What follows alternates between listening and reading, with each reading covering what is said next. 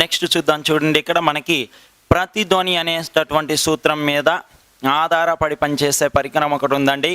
ప్రతిధ్వని అనేటటువంటి సూత్రం మీద ఆధారపడి మనకి పనిచేసేటటువంటి పరికరం దాని పేరే మనకి సోనార్ అంటామండి. సోనార్ అంటాం. చూసుకోండి, సౌండ్ నావిగేషన్ అండ్ రేంజింగ్ అంటాం. Sound navigation and ranging. ఇప్పుడు చూడండి, మనకి ఇక్కడ సముద్రం ఉందండి. ఇలా సముద్రంలో వెళ్తుంటే ఇదొక పడవ ఉంటే మనకి 9th క్లాస్ టెక్స్ట్ బుక్లో బ్యాక్ సైడ్ పెద్ద డయాగ్రామ్ ఉంటుందండి. పెద్ద డయాగ్రామ్ చూడండి. ఇక్కడ ఒక ధ్వని ఎవరు అంటే జనకము, ఇక్కడ ఎవరు అంటే గ్రాహకము. చూడండి, ధ్వని జనకము, ఇదేమో గ్రాహకము. ఇది 1000 హెజ్జుల పౌన పుణ్యంతో, ఎన్ని హెజ్జులు అంటే 1000 హెజ్జుల పౌన పుణ్యంతో ధ్వనిని అన్ని వైపులా చేసుకుంటూ పోతుందండి. ధ్వనిని అన్ని వైపులా ఇలా విస్తరించుకుంటూ పోతుందండి. ఎప్పుడైతే ఇక్కడ కొండ లేదా ఒక అవరోధం ఏదైతే తాకుతుందో అప్పుడు ఏం చేస్తుంది అంటే ఈ కొండను తాకి ధ్వని మళ్ళీ ఎవరి దగ్గరికి వెళ్తుంది అంటే మనకి గ్రాహకం వద్దకు వెళ్తుందండి. ఎప్పుడైతే గ్రాహకం వద్దకు వెళ్తుందో ఈ పడవ లేదా జలంతర్గామి యొక్క దిశని బాగా మార్చేస్తారండి. ఘాజీ సినిమాలో చాలా చక్కగా చూపిస్తాడండి. దీనికి సంబంధించినటువంటి ఈ సూత్రం గురించి సంబంధించినటువంటి అంశం మనకి అక్కడ చాలా చక్కగా చూపిస్తాడండి. ఇదే సోనార్. ఈ సోనార్ని కనుగొన్నది ఎవరు అంటే నిక్సన్. సోనార్ని సోనీ కంపెనీ అని గుర్తుపెట్టుకోండి. సింపుల్గా సోనీ కంపెనీ అని గుర్తుపెట్టుకోండి. సోనార్ని కనుగొన్నది ఎవరు అంటే నిక్సన్ అనేసి అంటామండి. సోనార్ను ఉపయోగించి ఏం చేయొచ్చు అంటే సముద్రం యొక్క లోతు, సముద్రము అంటాం కదండి, సముద్రము యొక్క లోతుని తెలుసుకోవచ్చు. సముద్రం యొక్క లోతుని ఎందులో తెలుసుకోవచ్చు అంటే పాతంసులలో కొలవచ్చంట. ఇక్కడ పాతంసులో కొలుస్తాం. ఇక్కడ పాతము అంటున్నాం. 1 పాతము ఈజ్ ఈక్వల్ టు 6 అడుగులు. 1 పాతము ఈజ్ ఈక్వల్ టు 6 అడుగులు. అదే మీటర్లో రాసుకుంటేనండి, ఇది మనం దీన్ని మీటర్లో రాసుకుంటే 1.8 మీటర్లుగా రాసుకుంటాం. సెంటీమీటర్లో కనుక రాసుకుంటే 180 సెంటీమీటర్స్గా రాసుకుంటాం. సముద్రం యొక్క లోతుని తెలుసుకోవడానికి ఉపయోగించే పరికరము ఏది? సోనోమీటర్ లేదా సోనార్ లేదా పాతోమీటర్. ఏవైనా ఒకటే పేర్లు అండి, చూసుకోండి, ఏవైనా ఒకటే పేర్లు అన్నట్టు. ఇంకోటి చూడండి, ఇదే ప్రతిధ్వని అనే సూత్రం మీద ఆధారపడి పనిచేసే ఇంకొక పరికరం ఉందండి. దాని పేరే రాడార్. దాని పేరే ఏంటి అంటే రాడార్ అండి. ఈ రాడార్ని కనుగొన్నది ఎవరు అంటే వాట్సన్. రాడార్ని కనుగొన్నది ఎవరు అంటే వాట్సన్. ఇక్కడ చూడండి, సోనార్ అన్నాను, sound navigation and ranging. Sound navigation and ranging అని చెప్పేసుకుంటున్నాం. రాడార్ అంటే ఏందో చూడండి, రేడియో డిటెక్షన్ అండ్ రేంజింగ్. మళ్ళీ ఒకసారి చూద్దాం. చూడండి, రేడియో డిటెక్షన్ అండ్ రేంజింగ్. మరి దీన్ని కనుక్కున్నది ఎవరు అంటే వాట్సన్ అండి. దీన్ని కనుగొన్నది వాట్సన్. దీని యొక్క ఉపయోగం ఏంటో చూద్దాం. చూడండి, మంచు తుఫానులు, అలానే తుఫానులు, నెక్స్ట్ తుఫానులు, ఇవి రావడం గురించి, ఇవి ఎలా వస్తాయి, ఏ రేంజ్లో వస్తాయి అనేది కనుక్కోవడానికి మనం రాడార్ అండి లేటెస్ట్గా ఉపయోగిస్తున్నాం. ఇంతకుముందు ఈ రాడార్ కంటే ముందు ఎవరిని ఉపయోగించేది అంటే మనం బారోమీటర్. ఓకేనండి, భారమితి అంటాం బారోమీటర్ని. అందులో కనుక పాదరసం మట్టం ఒకేసారి పడిపోయింది అనుకోండి, అతి భారీ వర్షాలు వచ్చాయి. నెమ్మదిగా పడుకుంటూ వచ్చింది అనుకోండి, తేలికపాటి వర్షాలు. కానీ ఇప్పుడు లేటెస్ట్గా వచ్చింది ఎవరు అంటే రాడార్ వ్యవస్థ అంటాం. రాడార్ గనక చూసినట్లయితే తుఫాన్లు, అలానే మంచు తుఫాన్లు, సైక్లోన్లు ఏమైనా వస్తున్నాయా, అలాంటి వాటన్నిటి గురించి కూడా మనకి వివరణిస్తుందండి. ఇక్కడ ప్రతిధ్వని సూత్రం మీద ఆధారపడి పనిచేసే పరికరాలు సోనార్ ఒకటి, ఇంకోటి ఏంటి అంటే రాడార్ ఒకటండి. ఇక నాలుగో ధర్మం మనకి అనునాదం అండి. రెజోనెన్స్ అంటాం. ఈ అనునాదం గురించి చెప్పుకోకముందు ఒక సంగీత కళాకారుడు గురించి చెప్పుకోవాలి. ఆయన ఎవరు అంటే మనకి జాన్ షోర్. ఎవరు అంటే జాన్ షోర్ అండి. ఈ జాన్ షోర్ అనేటటువంటి ఈయన శాస్త్రవేత్త కాదండి, ఈయన ఒక సంగీత కళాకారుడు అండి. ఈయన ఏం చేశాడు అంటే మరి ఇన్వార్ స్టీల్ను ఉపయోగించి శృతిదండాన్ని కనుక్కున్నాడు. ఇన్వార్ స్టీల్ అంటాం చూడండి. ఇన్వార్ స్టీల్ను ఉపయోగించి శృతి దండము, ట్యూనింగ్ ఫోల్ అంటామండి ఇంగ్లీష్లో. ఆల్రెడీ చెప్పుకున్నాం మనం ఇన్వార్ స్టీలు ఏ మిశ్రమ లోహాలతో తయారు చేస్తారో కూడా చెప్పుకున్నామండి. సరే, ఒకసారి చూద్దాం. చూడండి దీని యొక్క డెఫినేషను. ఇప్పుడు ఇలా 2 శృతి దండాలు ఉన్నాయండి. ఇవి 2 శృతి దండాలు. ఇదొక శృతి దండము, ఇది ఒక శృతి దండము, ఇదొక శృతి దండము, ఇదొక శృతి దండం అండి. ఈ 2 అనేవి మనకి శృతి దండాలండి. చూద్దాం. చూడండి, ఈ 2 శృతి దండాలు నేను తీసుకున్నాను. ఇప్పుడు ఈ శృతి దండాన్ని నేను రబ్బర్ సుత్తితో ఇలా పెట్టి లాగిపెట్టి కొట్టానండి. ఏమవుతుంది? కంపిస్తుంది. ఏమవుతుందండి? కంపిస్తుంది, చక్కగా కంపిస్తుంది. ఇంకొక శృతి దండాన్ని నేనేమి చేయలేదు, రబ్బర్తో కూడా ఏమీ కొట్టలేదు. ఈ కంపిస్తున్న శృతి దండం పక్కకి తీసుకొచ్చి ఇలా పెట్టేశాను. ఇది ఎంత పౌనపుణ్యంతో కంపిస్తుందో ఇది కూడా ఏమవుతుందండి? అంతే పౌనపుణ్యంతో కంపిస్తుంది. అంటే ఏం జరిగిందండి? ఒక వస్తువులో ఏర్పడే కంపనాల ప్రభావం వల్ల మరొక వస్తువులో కంపనాలు గనక ఏర్పడితే దానినే మనం అనునాదము అంటాం. చూడండి, అనునాదము అంటే ఒక వస్తువులో ఏర్పడే కంపనాల ప్రభావం వల్ల మరొక వస్తువులో కంపనాలు ఏర్పడడాన్నే, మరొక వస్తువులో మనకి కంపనాలు ఏర్పడడాన్నే మనం అనునాదము అంటాం. ఫస్ట్ సపోజ్ ఇది 250 హెర్ట్జుల పౌనపుణ్యం చేస్తుంటే ఇది కూడా అటు ఇటుగా మనకి 250 హెర్ట్జుల పౌనపుణ్యాన్ని చేస్తుందండి. 250 హెర్ట్జుల పౌనపుణ్యాన్ని చేస్తుంది. అయితే ఈ జాన్ షోర్ అనేటటువంటి వ్యక్తి ఒక సంగీత కళాకారుడు.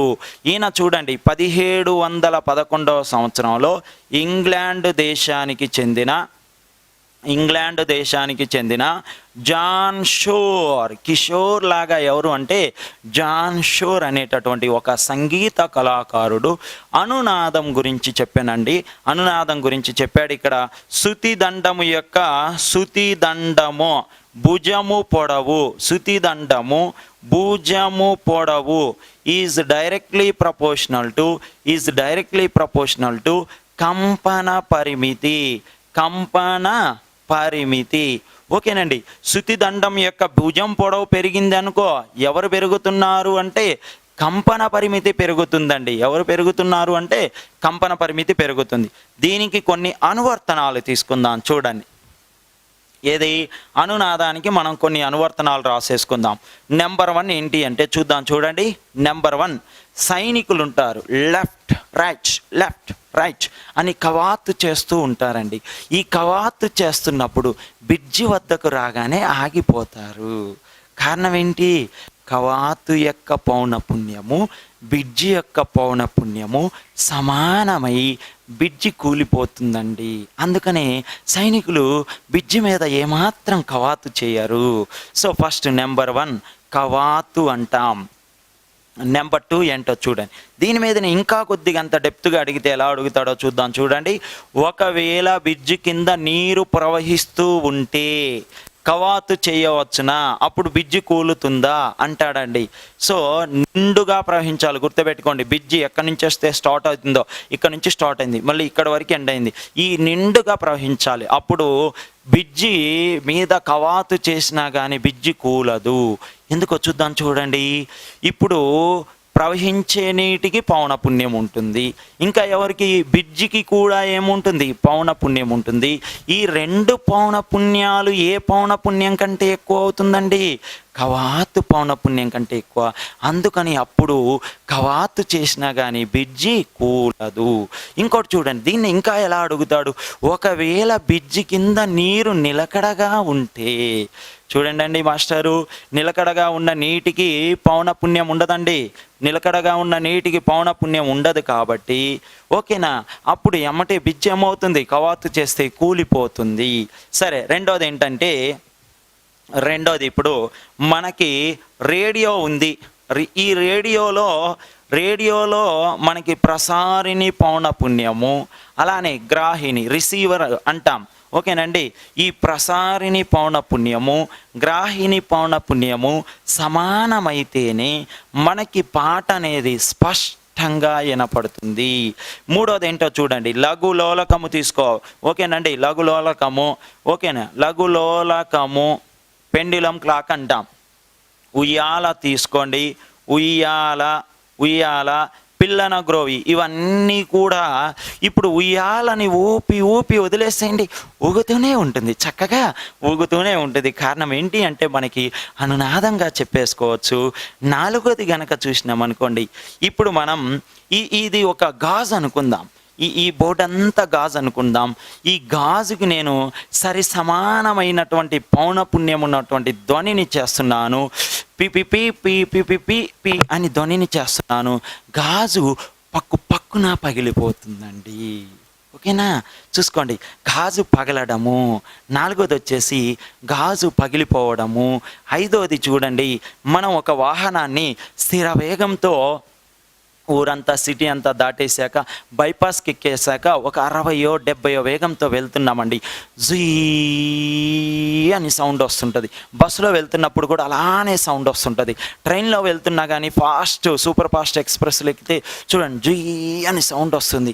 అంటే వాహనము యొక్క విడిభాగాలు ఇంజన్ యొక్క పౌనపుణ్యం సమానమైనప్పుడు వాహనాన్ని స్థిర వేగంతో నడిపితే వాహనమును స్థిర వేగముతో నడిపితే ఒక విధమైన శబ్దం వస్తుంది, ఎక్కడో పిడుగుపడుతుంది. మన ఇక్కడ దగ్గరలో ఉన్నటువంటి ఇండ్ల గోడలు ఇలా క్రాకర్స్ వచ్చేస్తాయి. చూసుకోండి, ఎక్కడో పిడుగుపడ్డా కానీ ఇంట్లో ఉన్నటువంటి అలమరాల్లో ఉన్నటువంటి వస్తువులు కింద పడిపోతుంటాయి. ఇవన్నీ ఎవరికి సంబంధించినవి అంటే మనకి అనునాదానికి సంబంధించినవి. ఇవన్నీ అప్లికేషన్స్ అన్నట్టు, అనునాదానికి సంబంధించినటువంటి అప్లికేషన్స్. ఇక్కడ శృతిదండం యొక్క భుజం పొడవు పెరిగిందండి, ఎవరు పెరిగిపోతున్నారు? కంపన పరిమితి పెరిగిపోతుంది. రైట్. ఇప్పుడు అనునాదం అనేటటువంటి అంశం మీద ఆధారపడి మనకి పనిచేసేటటువంటి పరికరం ఏంటి అంటే సూపర్ సోనిక్ విమానము.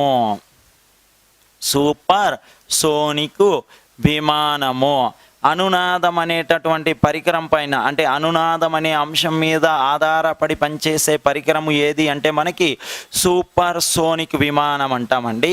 ఇది గంటకి 1200 కిలోమీటర్లు ఫర్ గంటకి 1200 కిలోమీటర్లు ప్రయాణం చేస్తుందంట. ఇది ప్రయాణించేటప్పుడు విడుదల చేసే తరంగాలు ఉంటాయి. ఈ విడుదల చేసే తరంగాలనే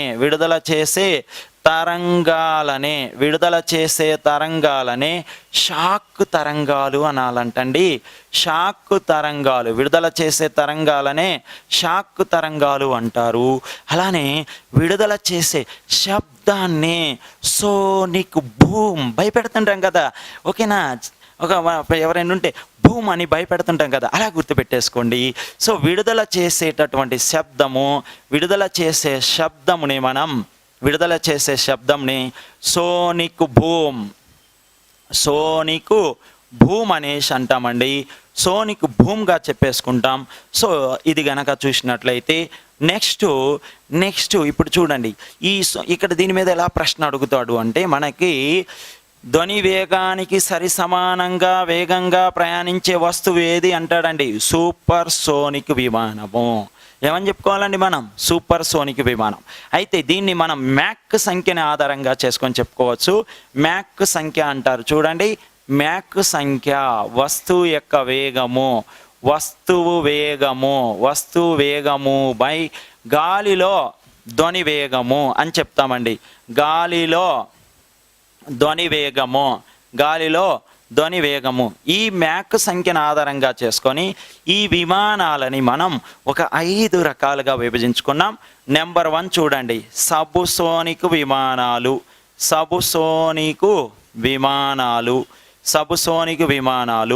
రెండవది ఏంటో చూడండి, సోనిక్ విమానాలు.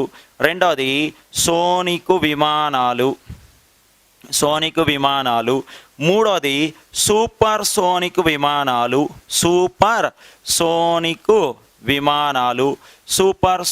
విమానాలు. నాలుగోది చూసామనుకోండి, హైపర్ సోనిక్ విమానాలు. ఐదోది గనక చూసామనుకోండి, హైపర్ సోనిక్ విమానాలండి. హైపర్ సోనిక్ విమానాలు. హైపర్ సోనిక్ అండి, హైపర్ అది కాదండి, ఇక్కడ హైపర్ సోనిక్ విమానాలు. సో ఏమేంటో చూద్దాం చూడండి. సో ఫస్ట్ సబ్ సోనిక్ విమానాలు.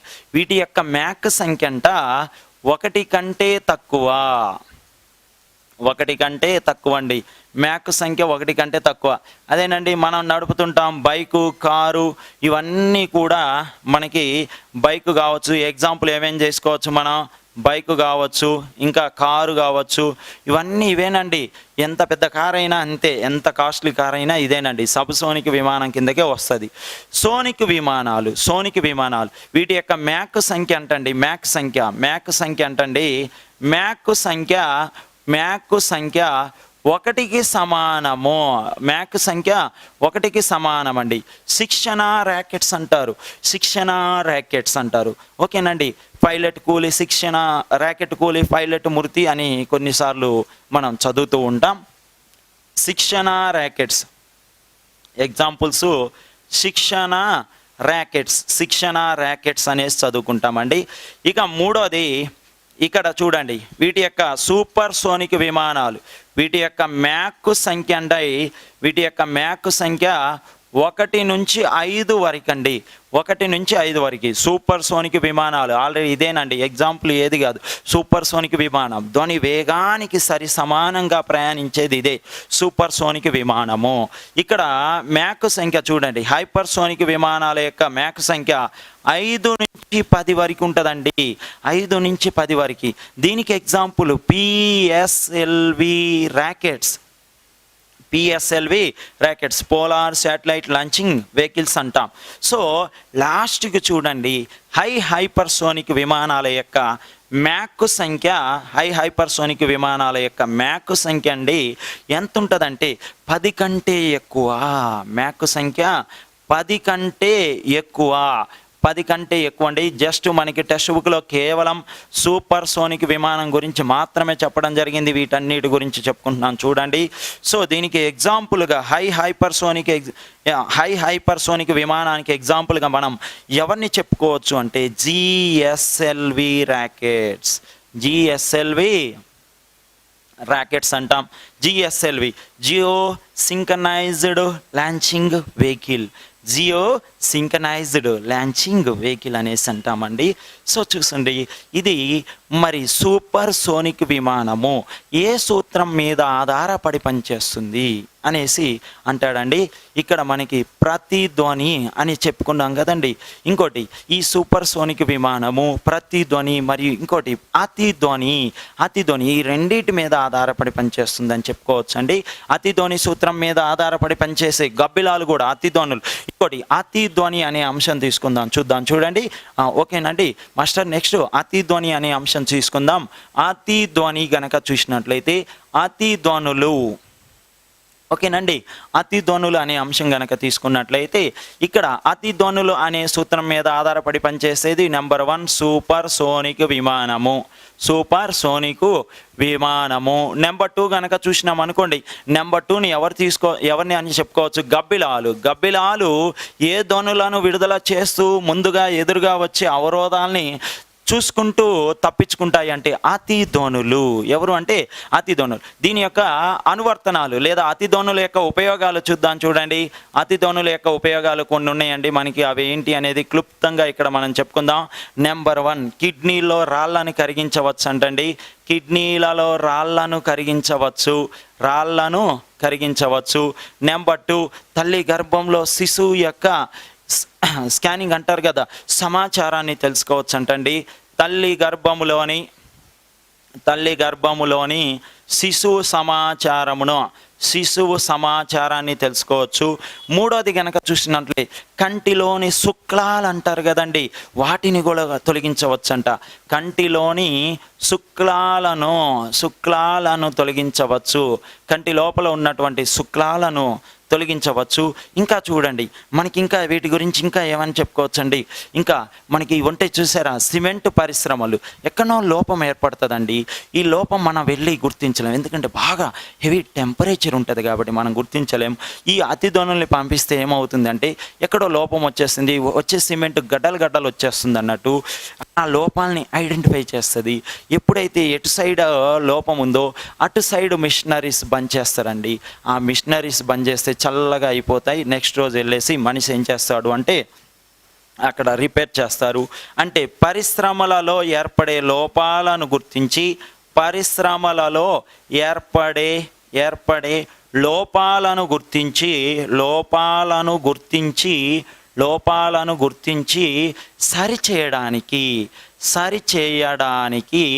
సరిచేయడానికి మనకి ఎవరు ఉపయోగపడతారు అంటే అతి ధ్వనులు ఉపయోగపడతారు. ఇంకోటి చూడండి, మురికి వాడలు ఉంటాయండి. ఈ మురికి వాడలను శుద్ధి చేయడానికి ఎవరిని ఉపయోగిస్తాము అంటే మనం అతి ధ్వనులను ఉపయోగిస్తాం. ఇంకోటి కనుక చూసినట్లయితే ఇనుమును కోయడానికి, ఇనుమును మనకి కావలసిన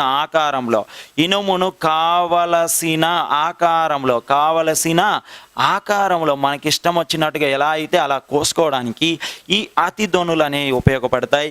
ఇంకా గనక చూసినట్లయితే మనకి నీటిని శుద్ధి చేయడానికి ఇవి ఉపయోగపడతాయండి. నీటిని శుద్ధి చేయడానికి. ఇంకా గనక చూసినట్లయితే నెక్స్ట్ మనకి బట్టలను శుభ్రం చేసే ప్రక్రియలో బట్టలను లేటెస్ట్గా ఆటోమేటిక్ వాషింగ్ మిషన్స్ వచ్చేస్తున్నాయండి. అందులో రిలీజ్ అయ్యే ఇవే అతి ధ్వనులు అండి. సోనార్ సౌండ్స్ అంటాం ఇంగ్లీష్లో, సోనార్ సౌండ్స్. బట్టలను శుభ్రం చేయడానికి ఇవి మనకు ఉపయోగపడతాయి. ఇంకా గనక చూసినట్లయితే వీటి గురించి ఇంకా గనక చూసినట్లయితే కిడ్నీలు తల్లి, అలానే శిలాజ, ఈ భూమి లోపల ఏమైనా ఖనిజ సంపద దాగి ఉందా, భూమి లోపల భూగర్భంలో అంటాం, భూగర్భంలోని ఖనిజ సంపదను వెలికి తీయడానికి ఉపయోగపడతాయి. ఇంకా గనక చూసినట్లయితే ఇవే ఇక మనకి అతి ధ్వనులు స్కానింగ్ అంటారు కదండి. స్కానింగ్ ప్రక్రియలో అతి ధ్వనులు అనేవి ఖచ్చితంగా ఉపయోగపడతాయండి. అయితే స్కానింగ్ అనేది ఎక్కువ సార్లు తీయకూడదండి. ఇప్పుడు అంతా మొత్తం డాక్టర్లు, హాస్పిటల్స్ అంతా కూడా డబ్బుమయం కాబట్టి ఒక ప్రెగ్నెన్సీ లేడీకి ఒక 6 నుంచి 7 సార్లు స్కానింగ్ తీస్తారు. యావరేజ్గా 2 లేదా 3 తీయాలి, ఎక్కువ తీయకూడదండి. అందులో ఉన్నటువంటి పిండానికి ఇబ్బందిగా ఉంటుంది. ఓకే, తర్వాత స్కానింగ్ ప్రక్రియలో మనకి అతి ధ్వనులు అనేవి ఉపయోగపడతాయి. ఇంకా గనక చూసినట్లయితే ఆపరేషన్స్ అంటున్నామండి. లాప్రోస్కోపిక్, ఎండోస్కోపిక్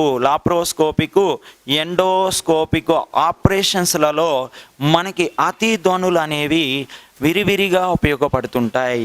సో ఇప్పుడు దాకా ఏం చెప్పుకున్నామండి, మనకి ధ్వని యొక్క ధర్మాల గురించి మాట్లాడుకున్నాం. ధ్వని యొక్క ధర్మాలు నెంబర్ 1 పరావర్తనం, వివర్తనం, రెండోది, మూడోది ప్రతిధ్వని. ఈ ప్రతిధ్వని అన్నకాడనే ఏమొచ్చిందండి మనకి ప్రతినాద గుణం, డిటిఎస్ సౌండ్. ఇదే మళ్ళీ ప్రతిధ్వని సూత్రం మీద ఆధారపడి పనిచేసే పరికరాలు 2 వచ్చినాయి. ఏమేంటండి సోనార్ మరియు రాడార్. అనునాదం అయిపోయిన తర్వాత లాస్ట్కి మనం అతి ధ్వనుల గురించి చెప్పుకున్నాం. అతి ధ్వనులు అనే సూత్రం మీద ఆధారపడి పనిచేసేది ఎవరు? సూపర్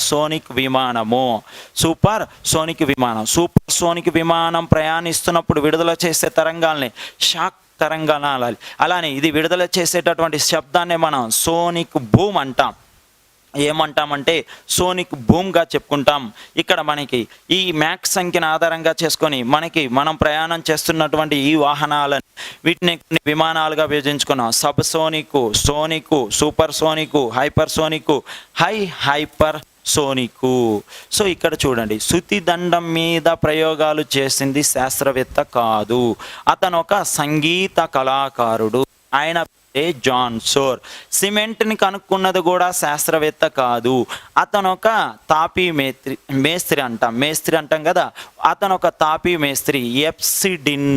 ఎవరు అంటే ఎప్సిడిన్.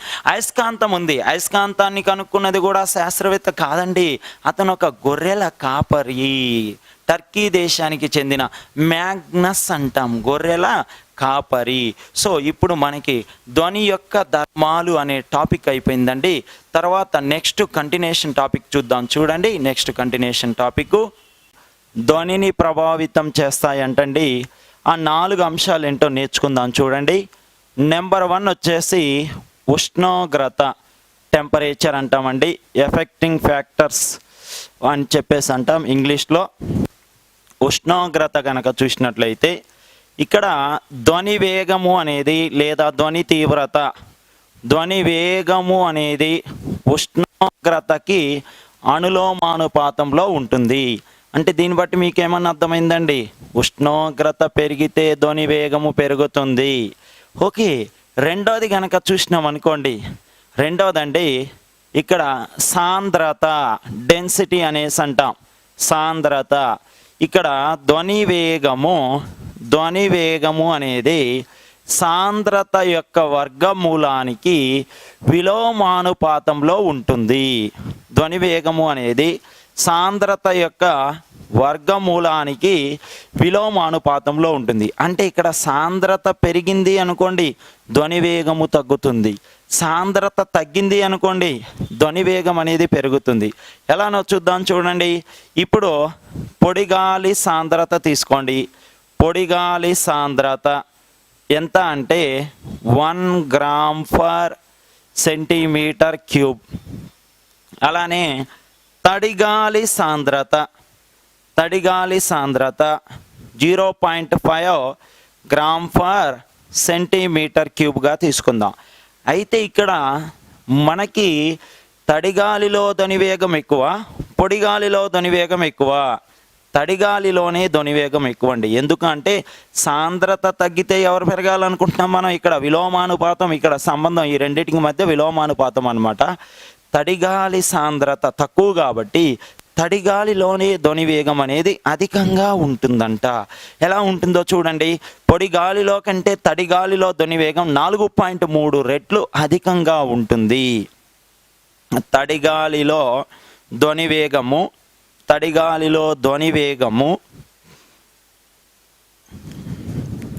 4.3 రెట్లు అధికము. ఎవరితో పోలిస్తేనండి? పొడిగాలిలో కంటే చూద్దాం చూడండి. పొడిగాలిలో కంటే తడిగాలిలో ధ్వని వేగము 4.3 రెట్లు అధికము. అంటే దీన్ని బట్టి మనకి ఏమైనా అర్థమవుతుంది? తడిగాలిలోనే ధ్వని వేగం ఎక్కువ. రెండోది. ఇక మూడోది ఆర్ద్రత, ఇమ్యూనిటీ అనేసి అంటాం. ఆర్ద్రత. ఇప్పుడు ఇక్కడ ధ్వని వేగము అనేది మనకి ఆర్ద్రతకి విలోమానుపాతంలో ఉంటుంది. ఆర్ద్రత పెరిగింది అనుకోండి, ధ్వని వేగం తగ్గుతుంది. ఆర్ద్రత తగ్గింది అనుకోండి, ధ్వని వేగం పెరుగుతుంది. ఒక చిన్న ఎగ్జాంపుల్ చెప్పుకుందాం చూడండి. ఇప్పుడు మనకి ఏ కాలంలో ధ్వని వేగం ఎక్కువ? వర్షాకాలంలోనా, శీతాకాలంలోనా, వేసవి కాలంలోనా? అంటే మనకి వేసవి కాలంలోనే ధ్వని వేగం ఎక్కువ అండి. ఎలానో చూద్దాం చూడండి. ఇక్కడ వేసవి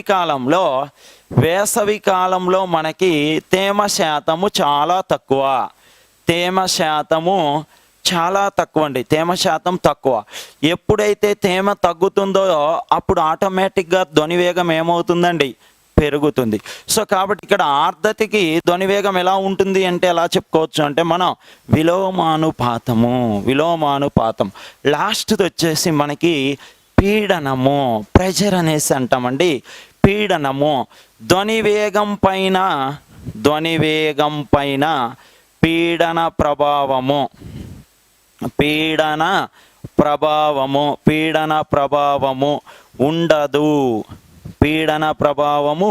ఉండదు అని చెప్పేయచ్చండి. సో చూసుకోండి, మొత్తం మనకి ఉష్ణోగ్రత, సాంద్రత, ఆర్ద్రత, నాలుగోది వచ్చేసి మనకి పీడనము.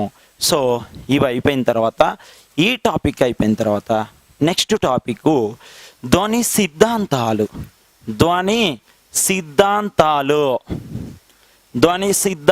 మనకి 3 సిద్ధాంతాలు ఉన్నాయండి.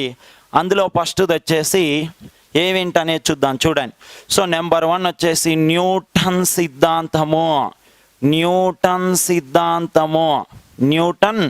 సిద్ధాంతము.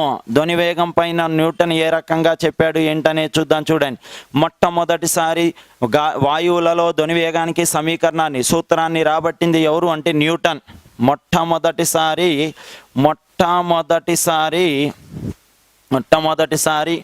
వాయువులలో ధ్వని వేగానికి సూత్రం రాబట్టింది. వాయువులలో ధ్వని వేగానికి సూత్రం రాబట్టింది ఎవరు అంటే ఏమని చెప్పుకోవచ్చు అంటే మనం న్యూటన్ అండి.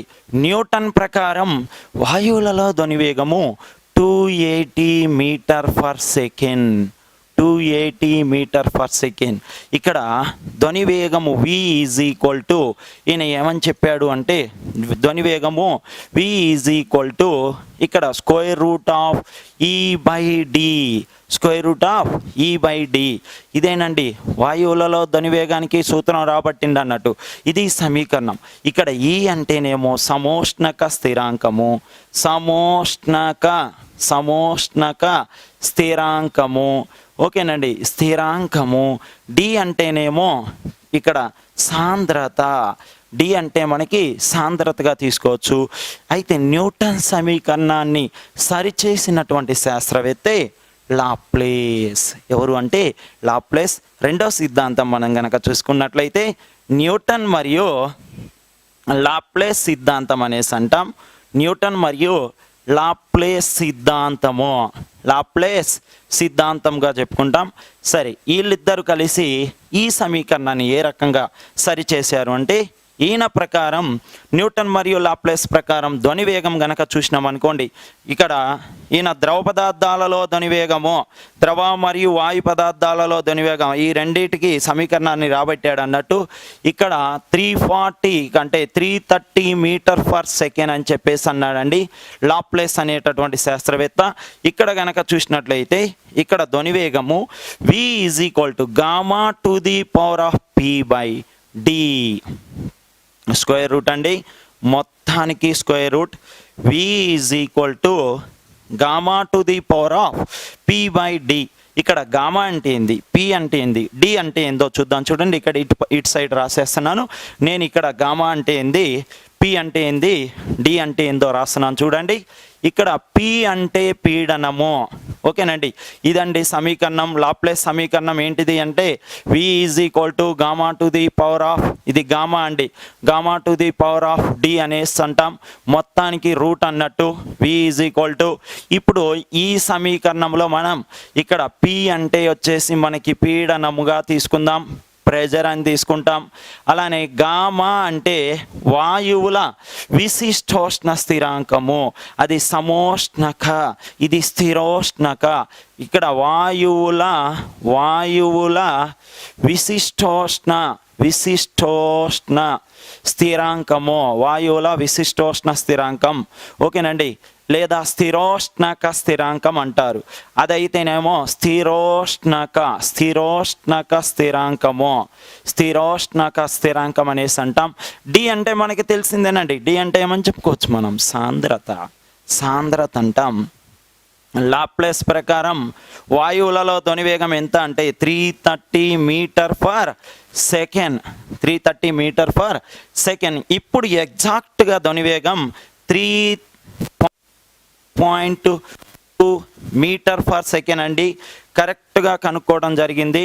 దీన్నే కనుక కిలోమీటర్స్లో రాసుకుంటే 1236 కిలోమీటర్ పర్ అవర్స్గా తీసుకోవచ్చు. ఇక మూడో సిద్ధాంతం వచ్చేసి యంగ్ సిద్ధాంతము, థామస్ యంగ్ సిద్ధాంతము. ఈయనండి ఘన పదార్థాలలో ధ్వని వేగానికి మాత్రమే సమీకరణం రాబట్టాడు. ఘన పదార్థాలలో వాళ్ళిద్దరు వచ్చేసి ఆయన అయితేనేమో పూర్తిగా వాయువులకి, ఈయనైతేనేమో వాయువులు మరియు ద్రవ పదార్థాలకు అని చెప్పడం జరిగింది లాప్లేస్.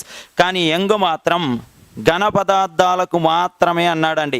ఘన పదార్థాలలో ధ్వని వేగానికి సమీకరణం చెప్పడం జరిగింది. సరే చూడండి, ఈయన ప్రకారం v is equal to y/d. v is equal to square root of y/d అండి, square root of y/d.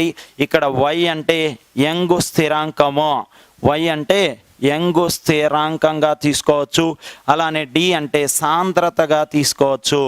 D వచ్చేసి మనకి డెన్సిటీ అంటాం, సాంద్రతగా తీసుకోవచ్చు. చూసుకోండి, ఘనపదార్థాలలో వాయువులకు ఘనపదార్థాలలో ధ్వనివేగానికి సూత్రం రాబట్టింది ఎవరు అంటే యంగ్ అని చెప్పుకోవాలి.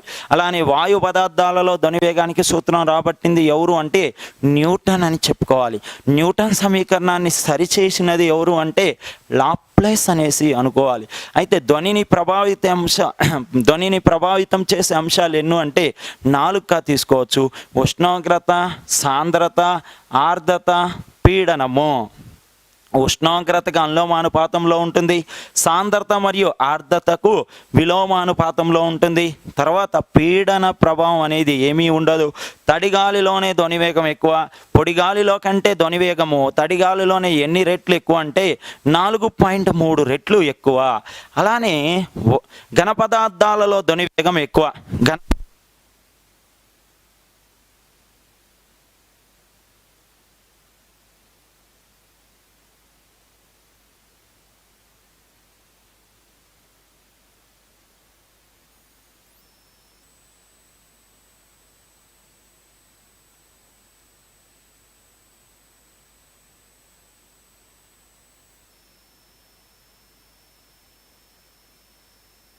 అన్నాడండి 15 రెట్ల అధికం. ఇక్కడ యంగ్ ప్రకారం ఘనపదార్థాలలో ధ్వనివేగం గనక చూసినట్లయితే 5500 మీటర్ పర్ సెకండ్ అనేసి చెప్పుకోవచ్చు. యంగ్ ప్రకారం ఘనపదార్థాలలో ధ్వనివేగము 5500 మీటర్ పర్ సెకండ్ అనేసి చెప్పుకోవచ్చు అండి. చూసుకోండి, ఇక్కడ చక్కగా మనం ధ్వనిని ప్రభావితం చేసేటటువంటి అంశాలు effecting factors for the sound అని చెప్పేసి అనుకున్నాం. నెక్స్ట్ సౌండ్ థియరీస్ అనుకున్నాం.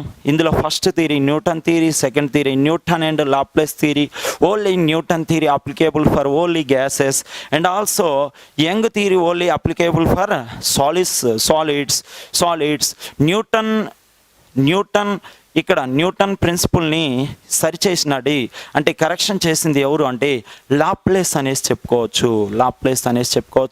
ఇక మనకి ధ్వని అనేటటువంటి పాఠంలో ఇక ఇంపార్టెంట్ టాపిక్ అండి.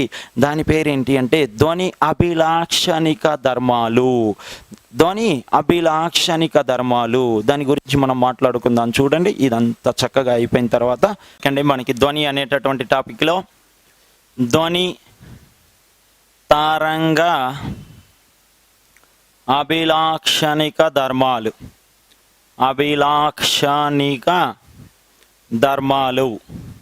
ధ్వని తరంగ అభిలాక్షణిక ధర్మాలు.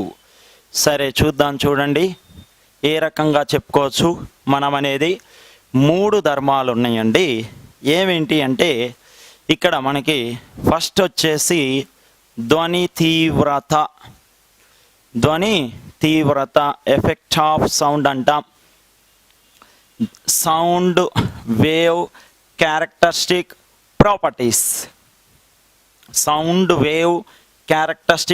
ప్రాపర్టీస్ అంటాం. ధ్వని తీవ్రత ఇక్కడ అండి మనకి ధ్వని తీవ్రత అండి ఎవరి మీద ఆధారపడి ఉంటుంది అంటే కంపన పరిమితి యాంప్లిట్యూడ్ అంటాం. కంపన పరిమితి 3 అంశాల గురించి వివరణ ఇస్తుంది. స్థానభ్రంశము, పీడనము, సాంద్రత గురించి చెప్తుందండి కంపన పరిమితి. అయితే ఈ ధ్వని తీవ్రతకు మొట్టమొదటిసారి ప్రమాణాలు చెప్పింది ఎవరు అంటే తెలుసండి మీకు అలెగ్జాండర్ గ్రహం బెల్. ఈ ధ్వని తీవ్రతకు ఏమని ప్రమాణం చెప్పాడు అంటే గ్రహం బెల్ ధ్వని తీవ్రతకు ఏమని ప్రమాణం చెప్పాడు అంటే ఈయన డెసిబుల్ అని చెప్పాడండి. డెసిబుల్ అని చెప్పాడు. స్మాల్ డి రాయాలి, క్యాపిటల్ బి రాయాలి. డెసిబుల్ అనేది బెల్లులో 10వ వంతు. డెసిబుల్ అనేది బెల్లులో ఎన్నో వంతు అంటే 10వ వంతుగా తీసుకోవచ్చు. మనం 10వ వంతుగా తీసుకోవచ్చు. అయితే ఈ ధ్వని తీవ్రతకు ప్రమాణం రాబట్టింది మాత్రం ఈయనండి అలెగ్జాండర్ గ్రహం బెల్. తర్వాత రెండోది గనక చూసినట్లయితే ధ్వని పిచ్ అనేసి అంటారండి. లేదా దీనినే మనం ధ్వని స్థాయిత్వము ధ్వని స్థాయిత్వము అనేసి అంటామండి. ధ్వని స్థాయిత్వము, ధ్వని పిచ్ లేదా ధ్వని స్థాయిత్వం అనేసి అంటాం. దీని గురించి మాట్లాడుకుందాం, చూద్దాం. చూడండి ఇక్కడ ధ్వని పిచ్ అంట. ధ్వని పిచ్ లేదా ధ్వని స్థాయిత్వం అనేది మనకి ఎవరి మీద ఆధారపడి ఉంటుంది అంటే పౌనఃపున్యము. ఎవరిపైన ఆధారపడుతుంది అంటే మనకి పౌనఃపున్యం. ఇక్కడ అసలుకి స్థాయిత్వము లేదా ఇక్కడ పిచ్ అంటే ఏంటో చూద్దాం. చూడండి, ధ్వని యొక్క కీచుదనాన్ని ధ్వని పిచ్ అంటారు. ఏమని చెప్పుకున్నామండి? ధ్వని యొక్క కీచుదనాన్ని మనం ధ్వని పిచ్ అంటాం. అంటే చూడండి, కొంతమంది నెమ్మదిగా మాట్లాడతారు, చీమ కూడా సావదన్నట్టుగా మాట్లాడతారు. కొంతమంది మామూలుగా మాట్లాడుతుంటేనే గట్టిగా మాట్లాడుతున్నట్టు ఉంటుందండి. ఎప్పుడైనా చూడండి, ఫోన్లో మాట్లాడుతుంటే వాళ్ళు ఫోన్లో మాట్లాడుతున్నట్టు ఉండదు, డైరెక్ట్గా మాట్లాడుతున్నట్టే ఉంటుంది. సో అదన్నట్టు అంటే పిచ్ అన్నట్టు. సో ఇప్పుడు చూడండి, ఇక్కడ ధ్వని పిచ్చు ధ్వని తీవ్రతలు ఒకదానికొకటి విలోమానుపాతంలో ఉంటాయంట. సరే, ఎలా ఏంటనేది చూద్దాం. చూడండి, ధ్వని తీవ్రత మరియు ధ్వని పిచ్చులు ఒకదానికొకటి విలోమానుపాతంలో ఉంటాయి. ఎలా అంటే కంపన పరిమితి తీసుకోండి. కంపన పరిమితి గనక తీసుకున్నారు అంటే ఇదంట పౌనఃపున్యానికి విలోమానుపాతంలో ఉంటుందంట. ఒక చిన్న ఎగ్జాంపుల్ చెప్పుకుందాం. చూడండి, ఇక్కడ మనం సింహం తీసుకోండి, సింహము. అలానే తుమ్మెద తీసుకుందాం. తుమ్మెద లేదా దోమ ఏదైనా తీసుకోండి, ఓకేనండి. తుమ్మెద. ఇప్పుడు సింహం గర్జించినప్పుడు ఇగోండి ఇలా రేఖలు వస్తాయి. అంటే మనకి ఎవరు ఎక్కువ ఎవరు తక్కువ? కంపన పరిమితి ఎక్కువ, పౌనఃపున్యం తక్కువ. సింహం గర్జించినప్పుడు ఎవరు ఎక్కువ అండి? కంపన పరిమితి ఎక్కువ. ఇది పెరిగింది అంటే ఆటోమేటిక్గా పౌనఃపున్యం ఏం కావాలి? తగ్గాలి. ఇప్పుడు అలా కాకుండా తుమ్మెద కానీ దోమ కానీ చూడండి, దోమ నిద్రపోతున్న వాళ్ళని కుడుతుందా? కుట్టదు. చక్కగా చెవి కాడికి వచ్చి గుయ్యి గుయ్యి గుయ్యి అని సౌండ్ చేస్తుందండి. మళ్ళీ డోర్ వాళ్ళకి కూడా వినపడదు ఆ సౌండ్. అంటే చూడండి, దాని యొక్క పౌనఃపున్య రేఖలు ఇగోండి ఇలా దగ్గరగా ఉంటాయి. పౌనఃపున్య రేఖలు ఇలా దగ్గరగా ఉంటాయి. అంటే అప్పుడు ఎవరు ఎక్కువ? పౌనఃపున్యం ఎక్కువ, కంపన పరిమితి తక్కువ. సింహం గర్జించింది అనుకోండి, ఆ పక్కన ఉన్నటువంటి పొలం వాళ్ళకు కూడా వినపడుతుంది. సింహం లేదా పులి గాండ్రించిన ఓ పక్కన ఉన్నటువంటి పొలం వాళ్ళకి కూడా వినపడుతుంది. ఇదే తుమ్మెద చూడండి, చెవికాడికి వచ్చేసి జుయి జుయి జుయి అని మనకి జుంకారం చేసి మరీ లేపి కొడుతుందండి. సో కాబట్టి ఇక్కడ తుమ్మెద జుంకారం చేస్తున్నప్పుడు పౌనఃపున్యం ఎక్కువ, ఎవరు తక్కువ? కంపన పరిమితి తక్కువ. కొద్దిగా అంత జాగ్రత్తగా చూసుకోండి. కంపన పరిమితి అంటే ధ్వని తీవ్రతలు మరియు ధ్వని పిచ్చులు ఒకదానికొకటి రెండు కూడా ఎలా ఉంటాయి అంటే విలోమానుపాతంలో ఉంటాయి అని చెప్పుకోవాలి. విలోమానుపాతం. అయితే ఇక్కడ మనం చూద్దాం. చూడండి, ఇది అయిపోయిన తర్వాత నెక్స్ట్ మన శరీరంలో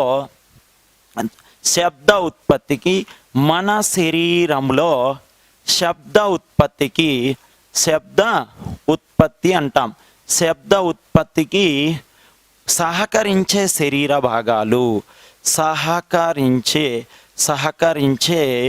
శరీర భాగాలు ఎవరెవరు ఏంటనేది చూద్దాం. చూడండి, నెంబర్ 1 స్వరతంత్రులు. నెంబర్ 1 వచ్చేసి స్వరతంత్రులు, ఓకల్ కార్డ్స్ అంటాం. స్వరతంత్రులుగా చెప్పుకుంటాం. నెంబర్ 1 చూడండి, మనం ఆ అని నోరు తెరిస్తే పైన ఇలా కింద ఇలా ఏలాడుతుంటుంది. దాన్ని మన భాషలో కొండ నాలుక అంటాం. అదండి స్వరతంత్రులు. రెండోది ఏంటో చూద్దాం. చూడండి, రెండోది వచ్చేసి మనకి పళ్ళు మరియు నాలుక. కొంతమందిని అబ్జర్వ్ చేయండి, పళ్ళు లేని వారికి మాట నత్తిగా వత్తును. ఎలా వత్తును? నత్తిగా వత్తును. ఎందుకంటే గ్యాస్ ఉండదు కదా, అందులో హెయిర్ అనేది నిండదు కదండి. ఓకే, పళ్ళు లేని వారికి మాట నత్తిగా వస్తుందండి. పళ్ళు మరియు నాలుక అనేది మనకి ఖచ్చితంగా ధ్వని ఉత్పత్తికి శబ్ద ఉత్పత్తికి సహకరిస్తాయి అన్నట్టు. మూడవది పెదాలు. మనమేమైనా పెదాలు కదపకుండా మాట్లాడడానికి వెంట్రిలాక్విస్టులమా? కాదు. ఖచ్చితంగా ఏం చేయాలి? పెదాలు కదుపుతూ మాట్లాడాల్సిందే. నాలుగోది వచ్చేసి ముక్కండి. ముక్కు. నాలుగోది వచ్చేసి ముక్కు. కావాలంటే చూడండి, కొన్ని పదాలు అనునాసికాలు అంటాం. తెలుగులో వచ్చేసి 5 ఉంటాయండి ఇవి అనునాసికాలు. ముక్కుతో ఇలా ముక్కు పట్టుకొని ఇడియా అణా అనండి, ముక్కు కదురుతూ ఉంటుంది. అనునాసికాలు. మళ్ళీ హలో అనండి, ముక్కు కదరదు. సో ముక్కుతో మాట్లాడేటటువంటి పదాలని మనం తెలుగులో వచ్చేసి అనునాసికాలు అంటాం. చూసుకోండి, ఇక్కడ శబ్ద ఉత్పత్తికి మన శరీరంలో సహకరించే భాగాలు ఇవి. ఇప్పుడు ఎవరి యొక్క ధ్వని పిచ్చు ఎంతెంత ఉంటుంది అనే దాని గురించి నేర్చుకుంటూ వెళ్దాం. చూడండి, ఇక్కడ ఒక చైన్ ఇస్తాను మీకు నేను. ఇప్పుడు సింహం తీసుకోండి. సింహము, తర్వాత పురుషుడు, పురుషుడు, తర్వాత స్త్రీ అండి. స్త్రీ తర్వాత పిల్లలు, పిల్లలు తర్వాత శిశువు, నవజాత శిశువు. ఓకేనండి. ఎర్లిక్సన్ మొత్తం 10 దశలో ఏముంటాయండి, సైకాలజీలో కూడా ఉంటుంది. తర్వాత కీటకము, తర్వాత కీటకము అనేసి అంటాం. నెక్స్ట్ వన్ కీటకముగా తీసుకుంటాం. సో ఇక్కడ చూడండి, సింహం, పురుషుడు, స్త్రీ, పిల్లలు, నవజాత శిశువు, తర్వాత వచ్చేసి కీటకంగా చెప్పుకుంటాం. సింహం గనక చూసినాం అనుకోండి, 700 మిల్లీమీటర్లు. స్వరతంత్రుల యొక్క పొడవు ఎంత అంటే పక్కా 720. అలా గుర్తుపెట్టుకోండి. సో పురుషుడు చూడండి, ఇప్పుడు పురుషుడు గనక చూసినట్లయితే మనం ఎంత అంటే పురుషుడిది స్వరతంత్రుల యొక్క పొడవు 20 మిల్లీమీటర్లు. 20 మిల్లీమీటర్లు. స్త్రీకి వచ్చేసి 15 మిల్లీమీటర్లు. 15 మిల్లీమీటర్లు. పురుషునికి స్త్రీకి మధ్య తేడా ఎంత? 5 మిల్లీమీటర్లు. కానీ శబ్దము ఎక్కువ ఎవరు చేస్తారు? స్త్రీలేనమ్మా, పురుషులు కాదు. పురుషులు కాదు, ఎవరు చేస్తున్నారు ఇక్కడ? స్త్రీలు. ఎందుకు? ఇక్కడ చూడండి, ధ్వని పిచ్చు తగ్గితే ఎవరు పెరగాలి? ధ్వని తీవ్రత పెరగాలి. ఇంకా కాకపోతే ఒక చిన్న ఎగ్జాంపుల్ చెప్తా, చూసుకోండి. మీకు ఎప్పుడైనా ఒక ఇద్దరు పురుషుల మధ్య గొడవ జరుగుతుంది అంటే 2 ఆప్షన్స్. లాగిపెట్టి కొట్టుకోవడమా, లేదా కొట్టించుకొని వచ్చి డోర్ వేసుకొని ఇంట్లో కూర్చొని ఏడవటమా? అదే గనక ఇద్దరు స్త్రీల మధ్య గొడవ జరుగుతుంటే చూడండి, కొట్టుకుంటారా? కొట్టుకోరు. ఇక చూసుకోండి, వాళ్ళు అచ్చమైన స్వచ్ఛమైన తెలుగులో ఒకరినొకరు పొగుడుకుంటూ ఉంటారు. ఎంచక్క ఒకరినొకరు పొగుడుకుంటూ మధ్య మధ్యలో కుటుంబ సభ్యుల్ని కూడా పొగుడుతూ ఉంటారు. సో చూసుకోండి, ఇది అన్నట్టు జస్ట్ మీకు లెసన్ అర్థం కావడం కోసమే, వేరే రకంగా అనుకోవద్దు. సో ఇక్కడ స్త్రీ 15 మిల్లీమీటర్లు, పురుషుడికి ఎంత? 20 మిల్లీమీటర్లు. పిల్లలు 7 నుంచి 14, 7 నుంచి 14 మిల్లీమీటర్లు. శిశువు 7 మిల్లీమీటర్లు. ఆకలి అయినప్పుడు క్యావ్ క్యావ్ అని అరుస్తూ ఉంటాడు, చూసారండి. కీటకము ఎన్ని మిల్లీమీటర్లు అంటే 5 మిల్లీమీటర్లు. కీటకం వచ్చేసి 5 మిల్లీమీటర్లు. ఇక్కడ చూడండి, మీకు ధ్వని తీవ్రత ఆరోహణ క్రమం రాయండి అంటాడు, లేదా ధ్వని పిచ్చు అవరోహణ క్రమం రాయండి అంటాడు. జాగ్రత్తగా చూసుకోవాలి. ఆరోహణ క్రమం ఏంటి, అవరోహణ క్రమం ఏంటి, వాడు ధ్వని తీవ్రత అడుగుతున్నాడా, ధ్వని పిచ్చు అడుగుతున్నాడా, ఒకసారి జాగ్రత్తగా చూసుకోవాలి. చూసుకున్న తర్వాత, ఇది అయిపోయిన తర్వాత మనకి ఇప్పుడు భారతీయ సంగీతంలో సప్త స్వరాలు అంటాం. భారతీయ సంగీతంలోని సప్త స్వరాల పౌనపున్యాలు. సప్త స్వరాల పౌనపున్యాలు వరుసగా చూద్దాం. చూడండి, పౌనపున్యాలు వరుసగా గనక చూసినాం అనుకోండి, భారతీయ సంగీతంలోని సప్త స్వరాల పౌనపున్యాలు. ఓకేనండి. ఇండియన్ మ్యూజిక్ అని చెప్పేసి అంటాం. ఏమేంటండి అవి? తెలుసు కదండి. సప్త అంటే స, రి, గ, మ, ప, ద, ని, సా. అయితే ఇక్కడ చూడండి, సాని 2 సార్లు రాస్తాం. డయీన్ అంటాం, దీన్నే మనం డయీన్ అనేసి అంటాం. ఇక్కడ తెలంగాణ ఎస్ఐలో కూడా మెయిన్స్లో ఇక్కడ నుంచి ప్రశ్న రావటం జరిగింది. ఎలా ఏంటనే చూద్దాం. చూడండి, ఈ సప్త స్వరాలను ఎలా పలకాలి, వాటి యొక్క పౌనపున్యాలు ఎంత? ఫస్ట్ దండి 256 హెడ్జెస్. 256 హెడ్జెస్. 512 hedges, 512 hedges. ఎక్కువగా ఫస్ట్ది లాస్ట్ది అడుగుతున్నారండి. సో కాబట్టి ఇవన్నీ చెప్తాను. సో చూడండి, మొదటిది చిట్ట చివరి సాయి యొక్క పౌన పుణ్యాలు చెప్పుకున్నాం. 288 హెడ్జెస్, 288 హెడ్జెస్. ఇక్కడ మనకు వచ్చేసి ఇక 320 హెడ్జెస్, 320 హెడ్జెస్. ఇక్కడ వచ్చేసి మనకి 340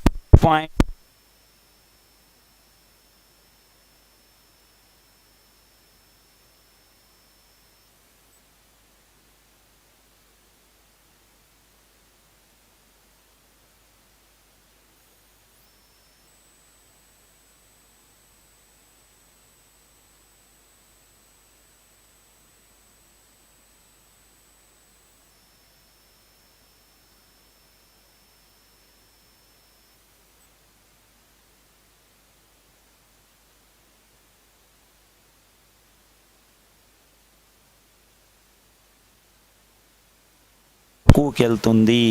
ఎలా పలకాలి నేను ఒక్కసారి మీకు నేను పలికి చూపిస్తాను చూడండి ఎలా ఏంటి అనేది. సో ఫస్ట్ కనుక చూసినాం అనుకోండి, స్లోగా రావాలి, పిచ్ స్లోగా రావాలి. సా, ఇంకొద్దిగా సౌండ్ పెరగాలి. రీ, గా, మా, పా, దా, నీ, సా, అలా పెరుక్కుంటూ రావాలి చూడండి. అంతేలా కానీ సరి గమ పద నీ సా, అరే కరో కరో జల్సా అలా రాకూడదండి. ఇక్కడ ఆర్డర్ ఉంది చూసుకోండి జాగ్రత్తగా. స్లోగా రావాలి. ఫస్ట్ సా, కొద్దిగా సౌండ్ పెరగాలి, ఎందుకంటే ఇక్కడ చూడండి పౌనపుణ్యం పెరుగుతుంది కదా. రీ, గా, మా, పా, దా, నీ, సా ఇలా రావాలండి. సో ఇదండి భారతీయ సంగీతంలో ఉన్నటువంటి సప్త స్వరాల యొక్క పౌన పుణ్యాలు వరుసగా. మొట్టమొదటి సాకెంత, చిట్ట చివరి సాకెంత, తర్వాత నోట్ అని చెప్పేసి చెప్పుకుందాం చూడండి. ఇక్కడ మనకి కుక్క తీసుకున్నట్లయితే కుక్క అండి ఇది 50,000 హెజ్జుల పౌన పుణ్యాన్ని వెలగలుగుతుంది. కుక్క వచ్చేసి 50,000 హెజ్జుల పౌన పుణ్యాన్ని వినగలుగుతుంది. తర్వాత కుక్క అయిపోయిన తర్వాత గబ్బిలము. ఈ గబ్బిలము గనక చూసినట్లయితే ఈ గబ్బిలము 1,00,000 హెజ్జుల పౌన పుణ్యాన్ని వినగలుగుతుందండి. 1,00,000 హెజ్జుల పౌన పుణ్యాన్ని వినగలుగుతుంది. డాల్ఫిన్ వచ్చేసి 1,50,000 హెజ్జుల పౌన పుణ్యాన్ని వినగలుగుతుందండి. డాల్ఫిన్ మామూలుగా పిల్లలు తీసుకోండి, ఈ పిల్లలు గనక చూసినట్లయితే 30,000 అండి. 30,000 హెజ్జుల పౌన పుణ్యాన్ని వినగలుగుతారు. జనరల్గా అయితే మామూలుగా మానవుడు వినేది 20,000 అంటే 20 హెజ్జుల నుండి 20,000 హెజ్జుల వరకే, 20 హెజ్జుల నుండి 20,000 వరకే. కానీ పిల్లలు వినగలుగుతారండి. ఒక మధ్యస్థ వయసు కలిగినటువంటి పిల్లలు ఎక్కువగా వినగలుగుతూ ఉంటారు. ఇక తర్వాత ఉర్దూలు. ఈ ఉర్దూలు కనుక చూసినామనుకోండి కేవలము 10,000 మాత్రమే. కేవలము 10,000 పౌన పుణ్యం, 10,000 అండి. ఇక వీళ్ళ ముందు ఎక్కువ సౌండ్ చేయొద్దు. డీజే సౌండ్ సిస్టమ్ లాంటి అసలుకే చేయకూడదండి. వాళ్ళ యొక్క గుండె లబ్బు డబ్బు లబ్బు డబ్బే, ఇంకా లబ్బే ఉంటుంది, డబ్బు అందండి. కొద్దిగా అంత వాళ్ళ ముందు సౌండ్ అనేది ఎక్కువ పెట్టకుండా ఉండడానికి మనం చూసుకోవాలి. ఇది మనకి ఉర్దూలకి ఎంత, కుక్కకి ఎంత, డాల్ఫిన్కి ఎంత అనేది ఎవరెవరు ఎంత వినగలుగుతారు అనేది. తర్వాత నెక్స్ట్ ఒక చిన్న చైన్ చెప్తా చూడండి. వివిధ ధ్వని తీవ్రతలు వరుసగా ఒక చైన్ రాసేస్తాను మీకు నేను ఇక్కడ ఏంటి అనేది. సో చూడండి, ఫస్ట్ 0 dB, 0 dB. రెండోది 5 హెజ్జుల కంటే తక్కువ, 5 హెజ్జుల కంటే తక్కువ, 5 హెజ్జుల కంటే తక్కువ, 5 హెజ్జుల కంటే తక్కువ. మూడోది వచ్చేసి 10 dB, 10 dB. తర్వాత నెక్స్ట్ 15 డెసిబుల్. తర్వాత 20 హెజ్జుల కంటే తక్కువ, 20 హెజ్జుల కంటే తక్కువ, 20 హెజ్జుల కంటే తక్కువ అండి, 20 హెజ్జుల కంటే తక్కువ. తర్వాత 30 dB, 30 dB.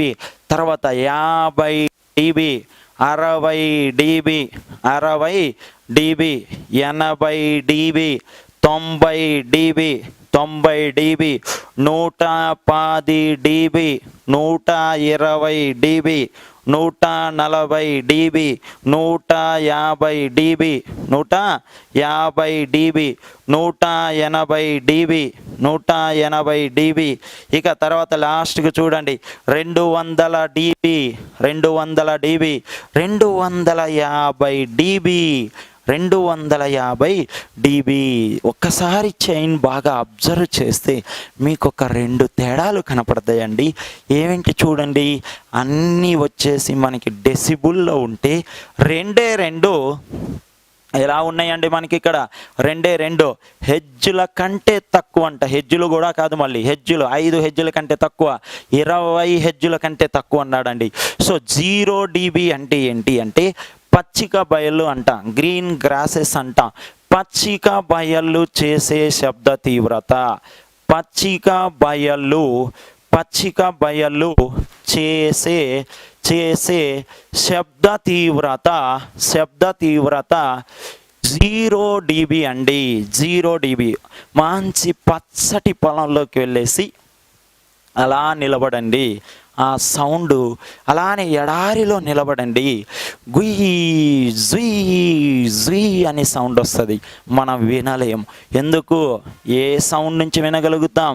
9 డెసిబుల్స్ నుంచి మాత్రమే వినగలుగుతాం. 9 కంటే తక్కువైతే వినగలుగుతామా? వినలేం మనం. సో ఇదండి. ఇక 5 ఏంటో చూడండి. మీరు ఎప్పుడైనా చీమల్ని చూసారా? చీమలు ఇలా వెళ్తుంటాయి, ఇలా వెళ్ళే చీమ, ఇలా వెళ్తున్న చీమ ఇలా టచ్ చేస్తుంది, ముందు వెళ్ళే చీమని ఇలా టచ్ చేస్తుంది. వెళ్ళు వెళ్ళు, ఎవరు లేరు, వెళ్ళు, తెచ్చుకోపో, ఆహారం తెచ్చుకోపో అని టచ్ చేస్తాయి. అంటే ఏం చేస్తున్నట్టు? అక్కడ సమాచారాన్ని అందవేస్తున్నట్టు, ఇన్ఫర్మేషన్ని పాస్ చేసుకుంటున్నాయి. అంటే ఏంటి అంటే చూద్దాం. చూడండి, ఇక్కడ చీమలు, అలానే చీమలు, నెక్స్ట్ చేపలు, చీమలు, ఇక్కడ చీమలండి, తర్వాత చేపలు, అలానే ఖడ్గముగాలు తమ భావాలను వ్యక్తపరచుకోవటం, తమ భావాలను వ్యక్తం చేయటం. ఎన్ని హెజ్జుల కంటే తక్కువ? 5 హెజ్జుల కంటే తక్కువ. ఇప్పుడు 10 డెసిబుల్స్ అంటే, ఇప్పుడు వేసవికాలం అండి, అలా ఒక చెప్పులు వేసుకొని, షూ వేసుకొని మనం ఒక పెద్ద చెట్టు కింద నిలబడ్డాం. చెట్టు కింద ఆకులన్నీ రాళ్ళు ఉన్నాయి, అలా కాలు పెట్టాం. ఆకులు పట్టపట్టపటా అని సౌండ్ వస్తుంటాయి చూడండి. ఎండుటాకులు చేసే శబ్ద తీవ్రత, ఎండుటాకులు చేసే శబ్ద తీవ్రత ఎంత అని చెప్పుకోవచ్చు అంటే మనం 10 డెసిబుల్స్ అన్నట్టు. సో గుసగుసలండి, ఈ 15 డెసిబుల్స్ గుసగుసలు చేసే శబ్ద తీవ్రత ఎంత అంటే 15 డెసిబుల్స్ అండి. 20 హెజ్జులు అంటే ఏందో చూడండి. ఏనుగులు బాధపడుతూ ఉంటాయండి. ఏనుగులు తమ బాధను వ్యక్తం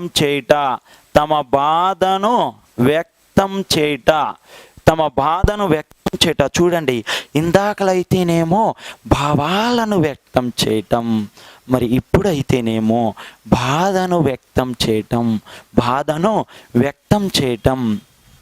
30 డెసిబుల్స్ అంటే ఏందో చూద్దాం. చూడండి, 30 డెసిబుల్స్ని ఎలా చెప్పుకోవచ్చు అంటే గోడ గడియారం అంటాం.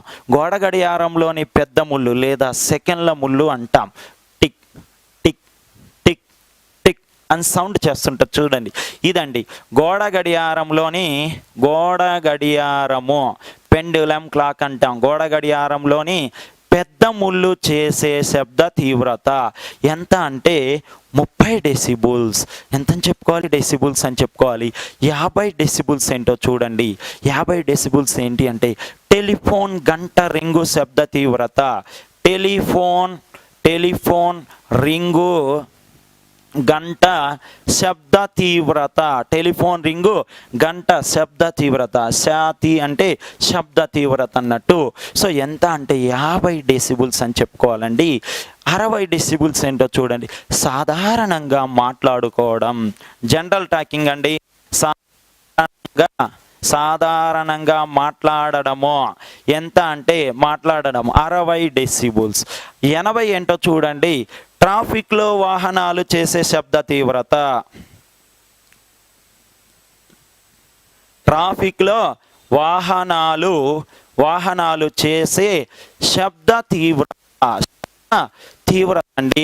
ఒకసారి మీరు మా హైదరాబాద్ ట్రాఫిక్లో ఇరుక్కోండి, ఆ అనుభవం చాలా చక్కగా వస్తుంది. అది కూడా ఎప్పుడు అంటే వర్షం పడుతున్నప్పుడు ఇరుక్కుంటే తెలుస్తుందండి ఆ శబ్దం ఎలా ఉంటుందో. సో చూసుకోండి, ట్రాఫిక్లో వాహనాలు చేసే శబ్ద తీవ్రత ఎంత అంటే 80 డెసిబుల్స్. 90 లాన్ మిషన్ అంటారు, గడ్డి కోసే యంత్రం లేదా మొక్క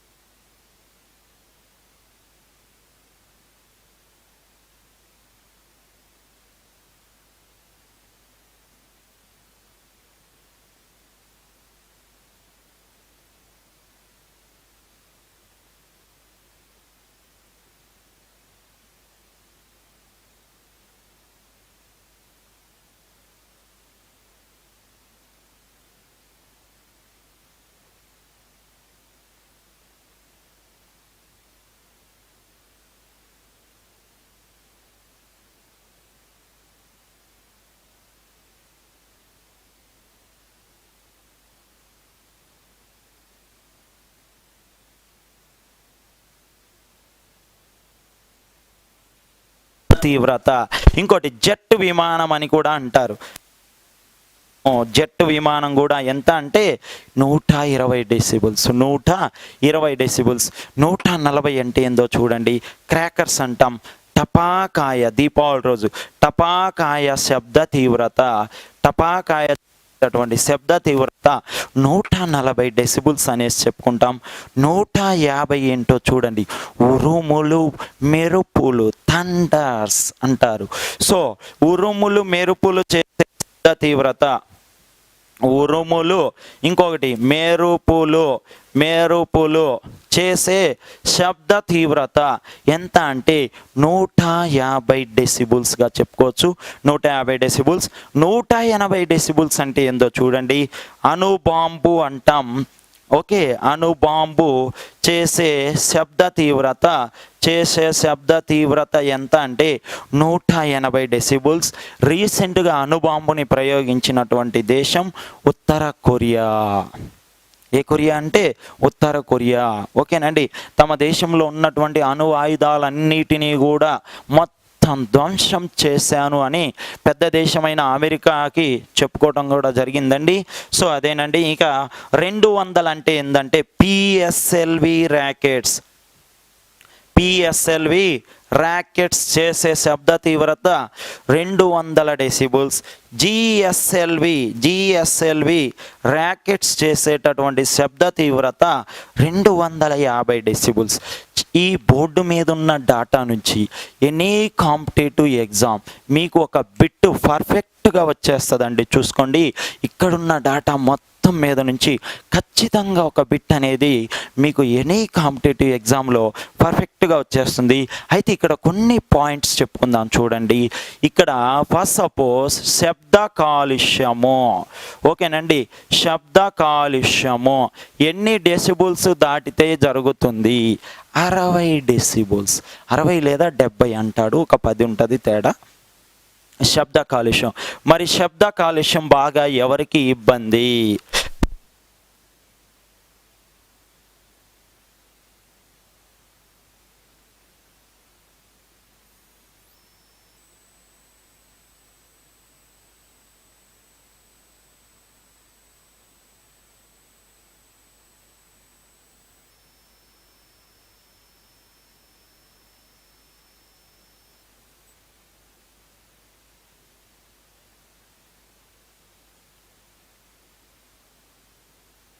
డెసిబుల్స్ అంటే ఏంటి అంటే చెవిలో నొప్పి వస్తుంది, చెవిలో నొప్పి అన్నట్టు, చెవిలో కొద్దిగా అంత బ్లడ్ ఏదో సీమో వచ్చేసి నొప్పి వస్తుందండి. ఎన్ని డెసిబుల్స్ అంటే 80 డెసిబుల్స్. ఇక 120 డెసిబుల్స్ ఏంటో చూద్దాం. చూడండి, చెవుడు వస్తుంది. చెవుడు అండి అంటే మామూలు అంటే శాశ్వత కాదు, మామూలు చెవుడు అన్నట్టు, మిషన్ పెట్టుకుంటే పనిచేస్తుంది, రంగస్థలంలో సౌండ్ ఇంజనీరే అన్నట్టు ఇక్కడ. సో ఇది అన్నట్టు 120 డెసిబుల్స్. ఇక 150 డెసిబుల్స్ చూద్దాం. చూడండి, ఈ 150 డెసిబుల్స్ కనుక చూసినాం అనుకోండి, ఇక్కడ 150 డెసిబుల్స్ ఎలా అంటే ఏందనేది చూద్దాం. చూడండి, 150 డెసిబుల్స్ చూద్దాం. చూడండి ఇక్కడ ఎలా ఏంటనేది. సరే, ఇప్పుడు 150 డెసిబుల్స్ గనక వింటే ఇక్కడ మనకి శాశ్వత చెవుడు వచ్చేస్తుందండి. ఇంకోటి, ఈ పెద్ద పిడుగు పడినప్పుడు ఇండ్ల గోడలు ఏమవుతాయి, ఇండ్ల గోడలు బీటలు వస్తుంటాయి. ఇండ్ల గోడలు బీటలు వస్తాయండి, బీటలు వస్తాయి. చూసుకోండి, ఇండ్ల యొక్క గోడలు బీటలు వస్తుంటాయి. సో ఇదండి ఎవరు ఉరుములు మరియు మెరుపుల యొక్క శబ్ద తీవ్రత.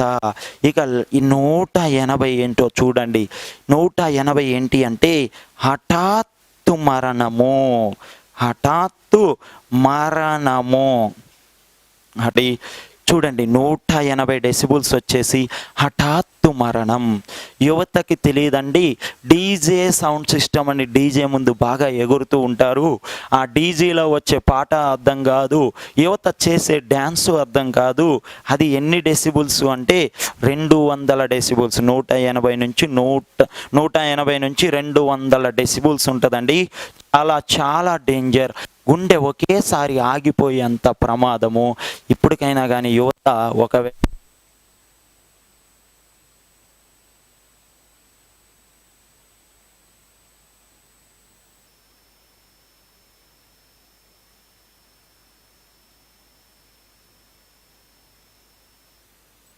బోర్డింగ్ ఏముండవండి, ఇక డైరెక్ట్ టికెటే. తాతయ్య వస్తున్నా, నాయనమ్మ వస్తున్నా అనుకుంటే వెళ్ళిపోవటమేనండి. కోమాల్లోకి వెళ్ళిపోతుంటారండి మనుషులు.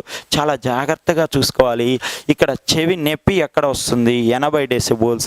శబ్ద కాలుష్యం ఎక్కడ జరుగుతుంది, 60 డెసిబుల్స్. శాశ్వత శవుడు ఎక్కడ వస్తుంది, 150 డెసిబుల్స్. హఠాత్తు మరణం ఎక్కడ సంభవిస్తుంది, 180 డెసిబుల్స్. 180 డెసిబుల్స్గా చెప్పుకోవచ్చు. ఇదండి ఫస్ట్ ఎవరు అంటే ధ్వని తీవ్రత. రెండోది గనక చూసినట్లయితే ధ్వని పిచ్. ధ్వని పిచ్ అంటాం. మూడో ధర్మం వచ్చేసి ఇంకొక మూడో ధర్మం ఉందండి. ఈ మూడో ధర్మం గురించి చూడండి, ధ్వని ప్రతినాద గుణము. ధ్వని ఇందాకలేమో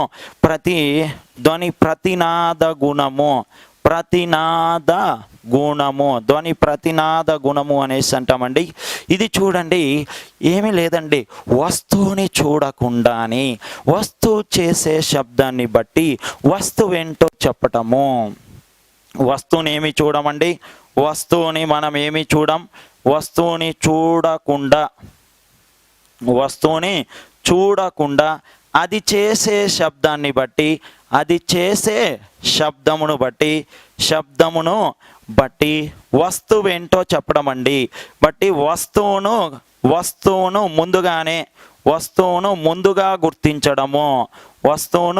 ముందుగా గుర్తించడాన్నే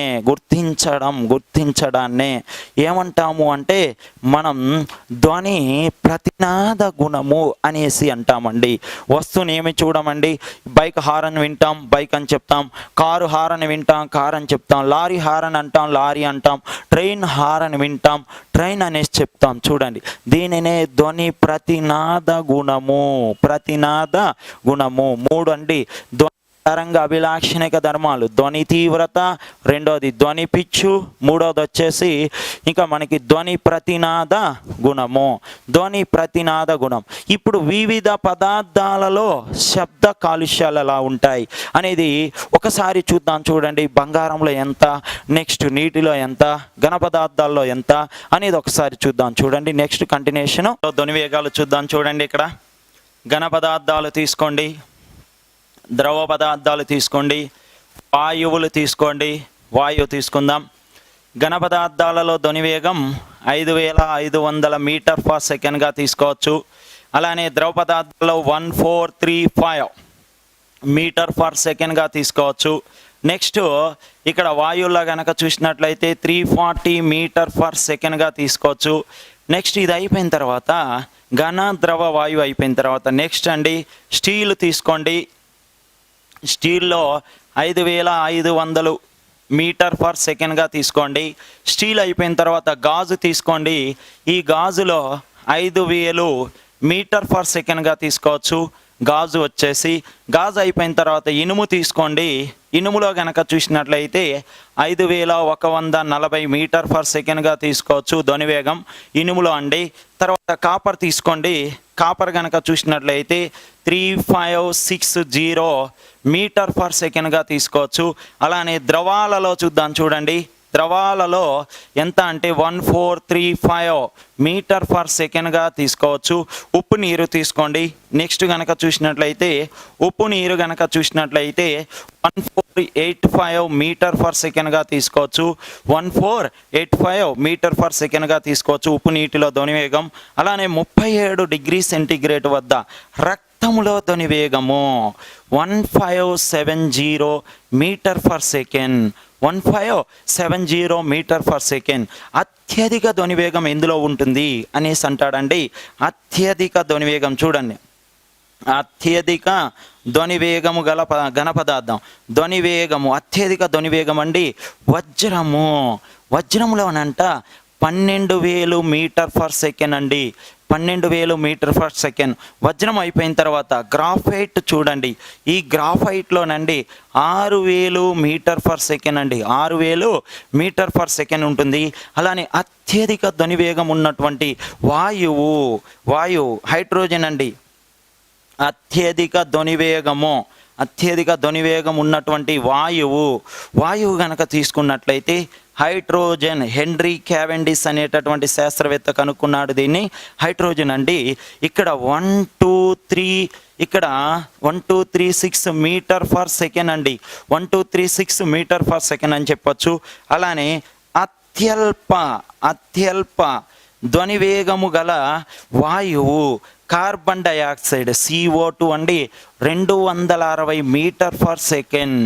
260 మీటర్ పర్ సెకండ్గా చెప్పుకోవచ్చు. ఇవండి మనకి ధ్వని వేగాలు గనక చూసినట్లయితే ఎక్కువ వజ్రంలో ఉంటుంది. తక్కువ వాయువులో కనుక ఎక్కువ ఏ వాయువులో ఉంటుంది అంటే హైడ్రోజన్లో ఉంటుంది. తేలికైన వాయువు కాబట్టి. అతి తక్కువ ధ్వని వేగం ఎందులో ఉంటుంది అంటే కార్బన్ డయాక్సైడ్లో ఉంటుంది. నెక్స్ట్ డాప్లర్ ప్రభావము నెక్స్ట్ చూద్దాం చూడండి. డాప్లర్ ప్రభావము ఇక్కడ మనకి విస్పందనాలు బీట్స్ అనేటటువంటి విస్పందనం. ఫస్ట్ చూడండి విస్పందనము అంటే ఏందో చూద్దాం చూడండి. 2 పౌనఃపున్యాల మధ్య గల వ్యత్యాసాన్ని 2 పౌనఃపున్యాల మధ్య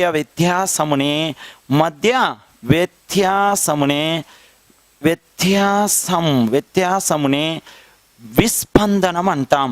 1 సెకండ్ కాలంలో మానవుడు వినగలిగేటటువంటి గరిష్ట విస్పందనాల సంఖ్య 10. చూడండి 1 సెకండ్ కాలంలో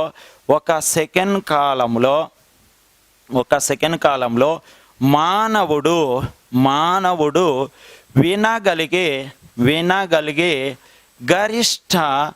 గరిష్ట విస్పందనాల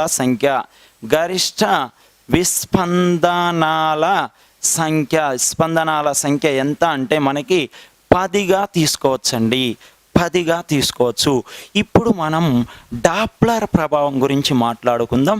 డాప్లర్ ప్రభావం అంటే ఏంది, ఈ డాప్లర్ ప్రభావాన్ని ఉపయోగించి ఏమేం చేయొచ్చు అనే దాని గురించి మాట్లాడుకుందామండి. ఈ డాప్లర్ ప్రభావం మీకు ఇంకా క్లారిటీగా డెఫినేషన్ అర్థమయ్యేటట్టు నేను మీకు స్పష్టంగా చెప్తానండి. ఒకసారి మీరు రండి మాస్టారు, ఒకసారి రండి. టాపిక్ కోసం ఇప్పుడు అట్నుంచి నేను ట్రైన్ అండి. అట్నుంచి ఒక వ్యక్తి వస్తున్నాడు. నేను ధ్వని జనకాన్ని అట్నుంచి ధ్వని పరిశీలకుడు వస్తున్నాడు. నేను ట్రైన్ని ప్లాట్ఫామ్ మీదకి శబ్దం చేసుకుంటూ ప్లాట్ఫామ్ దాటుకుంటూ వెళ్తున్నా. ఇటు నుంచి ఇలా పరిశీలకుడు వస్తున్నాడు. నేను ట్రైన్ ఇలా వెళ్తుంది. ఇక్కడ శబ్దం చేసుకుంటూ వెళ్తున్నప్పుడు ఈ పరిశీలకుడు ట్రైన్ దగ్గరికి రాగానే శబ్దం చేసుకుంటూ వెళ్తుంటే ఇలా దగ్గరికి రాగానే చెవులు ఇలా మూసేసుకుంటారండి. చూసారా, చెవులు ఇలా మూసేసుకుంటారు. అంటే కారణం ఏంటి? ఇక్కడ చూడండి, ధ్వని జనకము, ధ్వని పరిశీలకుడు ఇద్దరు ఎలా ఉన్నారు? ఇలా సాపేక్ష చలనంలో ఉన్నారు. సాపేక్ష చలనంలో ఉన్నప్పుడు ధ్వని పరిశీలకుడు వినేటటువంటి శబ్దంలో కలిగేటటువంటి ఈ ఎఫెక్ట్ని మనం ఏమనాలి? ఈ ప్రభావాన్ని డాప్లర్ ప్రభావం అంటాం. చూడండి, మళ్ళొక్కసారి చెప్తున్నా, ఇటు నుంచి ధ్వని జనకం వస్తుంది, ఇటు నుంచి ధ్వని పరిశీలకుడు, ఇద్దరు సాపేక్ష చలనంలో ఉన్నారు. ఒకే చోట కోయిన్సెట్ అయిపోతే ధ్వని జనకుడు వినేటటువంటి శబ్దంలో కలిగే మార్పునే ఏమంటాము అంటే డాప్లర్ ప్రభావము. ఈ డాప్లర్ ప్రభావాన్ని ఉపయోగించంట మనం సముద్రం యొక్క లోతు సోనార్ ఎలా పనిచేస్తుందో తెలుసుకోవచ్చు అంట. రాడార్ ఎలా పనిచేస్తుందో తెలుసుకోవచ్చు అంట. సూర్యుని యొక్క ఆత్మ భ్రమణాన్ని గురించి తెలుసుకోవచ్చు. ఇంకా గనక చూసినట్లయితే శని గ్రహంలో అందమైన వలయాలు ఎలా ఏర్పడుతున్నాయో తెలుసుకోవచ్చు. యురేనస్లో ఆకుపచ్చ రంగు వర్ణాలు ఎలా ఉన్నాయో తెలుసుకోవచ్చు. ఇంకా గనక చూసినామనుకోండి, తల్లి గర్భంలో ఉన్నటువంటి శిశువు యొక్క హార్ట్ బీట్ ఎలా ఉందో తెలుసుకోవచ్చు. తల్లి గర్భంలో శిశువు యొక్క హార్ట్ బీట్ తెలుసుకోవచ్చు. ఇంకా గనక చూసినామనుకోండి, మనకి ఇక్కడ బిగ్ బ్యాంగ్ ప్రయోగం, విశ్వ పుట్టుక రహస్యాన్ని ఛేదించినటువంటి బిగ్ బ్యాంగ్ ప్రయోగం ఉంది. చూసారా, ఆ ప్రయోగం ఎలా ఉందనేది కూడా తెలుసుకోవచ్చండి. ఆ ప్రయోగం నిర్వహించడానికి కూడా మనకి డాప్లర్ ప్రభావం అనేది బాగా తోడ్పడుతుంది. అలానే గ్రహాల యొక్క చలనము ఎలా ఉంది, తమ కక్షల్లో ఏ రకంగా పరిభ్రమిస్తున్నాయి అనే దాని గురించి కూడా మనం నేర్చుకోవచ్చు. సో చూడండి, ఇవన్నీ డాప్లర్ ప్రభావం యొక్క ఉపయోగాలు. మళ్ళొకసారి చెప్పుకుందాం. చూడండి, ఇక్కడ పాథోమీటర్, సోనోమీటర్, రాడార్ అనే పరికరాలు ఎలా పనిచేస్తాయి, దీని మీద తల్లి గర్భంలో ఉన్నటువంటి శిశువు యొక్క హార్ట్ బీట్ని తెలుసుకోవచ్చు. అలానే మన యొక్క హార్ట్ బీట్, హృదయ స్పందనలు ఎక్కువ ఉన్నాయా తక్కువ ఉన్నాయా అనేది తెలుసుకోవచ్చు. సూర్యుని యొక్క ఆత్మ భ్రమణం గురించి తెలుసుకోవచ్చు. గ్రహాల చలనం గురించి తెలుసుకోవచ్చు. అలానే శని గ్రహంలో ఏర్పడేటటువంటి అందమైన వలయాల గురించి తెలుసుకోవచ్చు. నెక్స్ట్ ఇవన్నీ కూడా డాప్లర్ ప్రభావం యొక్క అనువర్తనాలు. సో మళ్ళొక్కసారి చూడండి, ధ్వని అనేటటువంటి టాపిక్లో ఫస్ట్ ఏమేమి నేర్చుకున్నాం? సంగీత వాయిద్యాలు. ఒకసారి ఏమేమి నేర్చుకున్నాం చూడండి, సంగీత వాయిద్యాలు. తర్వాత రెండవది వచ్చేసి సంగీత కళాకారులు. తర్వాత మూడోది గనక చూసినాం అనుకోండి, ధ్వని తరంగ ధర్మాలు. ఈ ధ్వని తరంగ ధర్మాలు అయిపోయిన తర్వాత నెక్స్ట్ ఏం చెప్పుకున్నాం? ధ్వనులు రకాలు అయిపోయిన తర్వాత మళ్ళీ ధ్వని ధర్మాలు అయిపోయిన తర్వాత నెక్స్ట్ ధ్వని తరంగ ధర్మాలు. అలానే ధ్వని తరంగము రకాలు అనే టాపిక్ చెప్పుకున్నాం. తర్వాత నెక్స్ట్ చెప్పుకున్న టాపిక్ ధ్వని తరంగ అభిలాక్షణిక ధర్మాలు. ధ్వని తరంగ అభిలాక్షణిక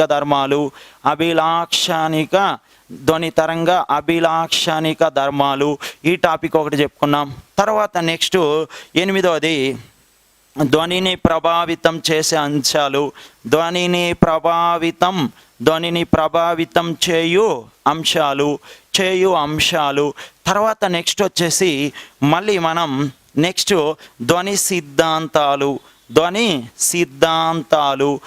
సిద్ధాంతాలు అయిపోయిన తర్వాత నెక్స్ట్ వచ్చేసి లాస్ట్ టాపిక్ డాప్లర్ ప్రభావం.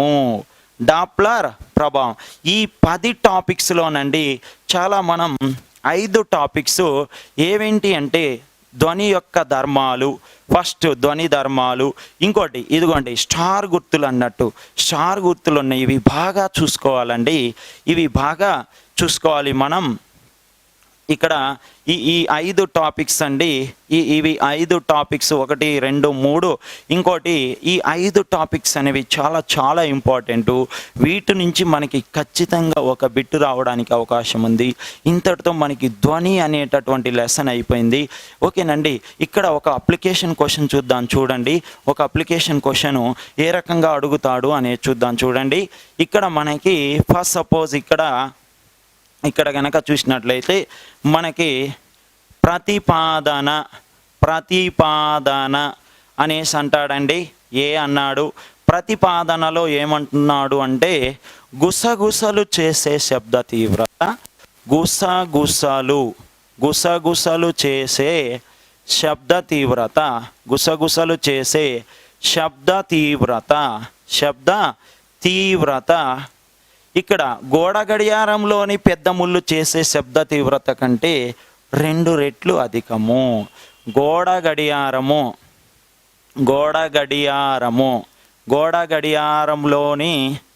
పెద్ద ముళ్ళు చేసే శబ్ద తీవ్రత కంటే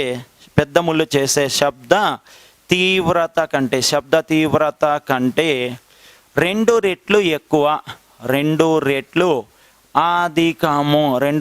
అధికము. ఇదండి. Okay, right. మళ్ళీ బి కారణము ఒకటి చూద్దాం చూడండి. ఇక్కడ ఒకటి ఇస్తాడు, మళ్ళీ కారణంలో ఒకటి చూద్దాం చూడండి. ఏంటి అంటే ఇక్కడ మనకి ఎండుటాకులు చేసే తీవ్రత, ఎండుటాకులు చేసే శబ్ద తీవ్రత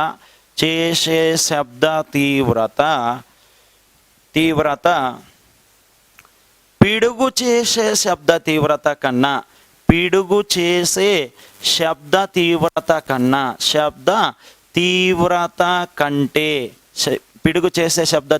కంటే 15 రెట్లు అధికము. 15 రెట్లు అధికము. ఓకే, ఇలా మనకి డెప్త్గా సబ్జెక్ట్ లోపలికి వెళ్ళేసి అప్లికేషన్ క్వశ్చన్స్ అడుగుతాడండి. సో ఆప్షన్స్ చూద్దాం చూడండి. ఇలా మీకు నెంబర్ ఆఫ్ క్వశ్చన్స్ అనేవి క్వశ్చన్ పేపర్స్లో రెడీగా ఉన్నాయండి. మీరు ఈ ధ్వనికి సంబంధించినటువంటి మెటీరియల్ కానీ, ధ్వనికి సంబంధించినటువంటి అప్లికేషన్స్ అన్ని క్వశ్చన్స్ కానీ మనకి చాలా ఉపయోగపడేటటువంటి అక్షరం education.com చూసుకోవచ్చు. చక్కగా ప్రతి లెసన్ ఉంటుంది.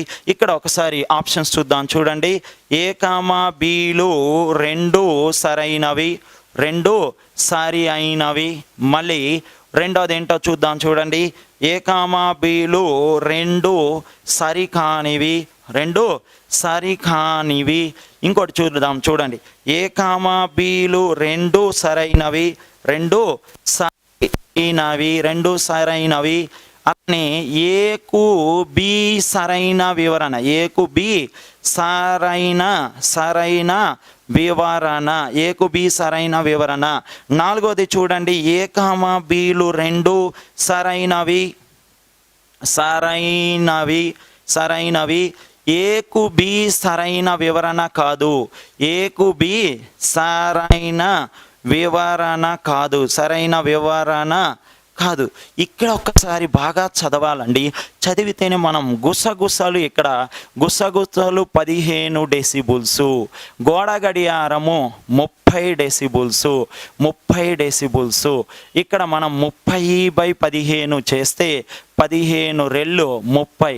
వాడు ఏమన్నాడు? 2 రెట్లు అధికము. ఎస్, కరెక్టే. సో కాబట్టి ఏ అనేది సరైనదే. తర్వాత చూడండి, మళ్ళీ ఎండుటాకులు చేసే శబ్ద తీవ్రత. ఎండుటాకులు ఎన్ని డెసిబుల్స్? 10 డెసిబుల్స్ చేస్తాయి ఎండుటాకులు. అలానే ఇక్కడ ఏమన్నాడు? ఇక్కడ పిడుగు అంటే 150 డెసిబుల్స్. సో కాబట్టి ఇక్కడ 0 క్యాన్సిల్ అయినా మనకి 15 రెట్లు అధికము. సో కాబట్టి ఇవి 2 కూడా సరైనవే. అయితే ఏ కు బి సరైన వివరణ అంటే కాదు, కేవలం ఏది మాత్రమే ఆన్సర్ అండి. ఏ కామా బీలు రెండు సరైనవి, ఏ కామా బీలు రెండు సరైనవి అంటే ఫస్ట్ ఆన్సర్ అండి. ఏ కామా బీలు రెండు సరైనవి. ఇలాంటి ప్రశ్నలు మనకి అడుగుతూ ఉంటాడండి చాప్టర్లో. మనకి ఇంతటితో ధ్వని అనే లెసన్ అయిపోయిందండి. ఓకే, ధ్వని అనే లెసన్ అనేది చక్కగా ప్రతి టాపిక్ని ఇక్కడ కవర్ చేసుకుంటూ కొత్త సిలబస్లో ఉన్నటువంటి అంశాలండి ఇవన్నీ. న్యూ బుక్స్లో, న్యూ అకాడమీ బుక్స్లో ఉన్నటువంటి స్కూల్ బుక్స్లో 8th మరియు 9th క్లాసులో ఉన్నటువంటి అంశాలండి. నేను చెప్పినటువంటి ఈ ధ్వని అనే lesson group 1, group 2, RRB, next కనుక చూసినట్లయితే నెక్స్ట్ ఇక మనకి పోలీస్ కానిస్టేబుల్, ఎస్ఐ, ఇటు పోతే టెట్ ప్లస్ డిఎస్సి మొత్తం కొత్త బుక్ లైన్ టు లైన్ చెప్పడం జరిగింది. కాబట్టి ప్రతి కాంపిటేటివ్ ఎగ్జామ్కి మనకి ఇది బాగా ఉపయోగకరంగా ఉంటుందండి. మీకు ఇంకా ఇది స్పష్టంగా ఇంకా పర్ఫెక్ట్ మెటీరియల్ కావాలి అంటే పీడిఎఫ్ ఫైల్ మనకి దొరుకుతుందండి. మనకి బాగా సుపరిచితమైనటువంటి వెబ్సైట్ అండి అక్షరం education.comలో మీరు మెటీరియల్ డౌన్లోడ్ చేసుకోవచ్చు. లాగిన్ అవ్వండి, సబ్స్క్రైబ్ చేసుకోండి, లైక్ ఇవ్వండి, మమ్మల్ని గౌరవించండి. ఓకేనండి, మీకు చక్కటి మెటీరియల్తో పాటు చక్కటి ఇలాంటి బిట్స్ మీకు well and application oriented questions మీకు చాలా ప్రతి చాప్టర్కి ఒక 50 క్వశ్చన్స్ ఇవ్వడం జరిగింది. ఓకే, థ్యాంక్ యూ అండి. Thank you friends.